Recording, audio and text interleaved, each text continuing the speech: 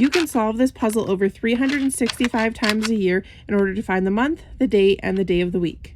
Today I'm going to be solving for January 23rd, Thursday. Each day has two different ways of solving it. One is a hard way where you only leave the solid color sides facing up, and the easy way is that you flip one or more of the pieces so that the cut side is facing up. Now, it took me quite a while to solve the January 23rd, and I still could not get it in the hard way possible. Start with this piece up at the top, then we can take this T piece and put it on top of the L. Next, we can use this C piece to cover the end of the T. Then I found that we could use this piece on the bottom, taking this piece and placing it up top here. Now we can use the Z piece next to that to circle out the Thursday.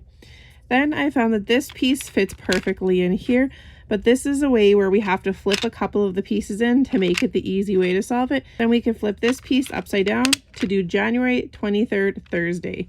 Once you've solved the puzzle, put up the stand and set it on your counter to show the current date.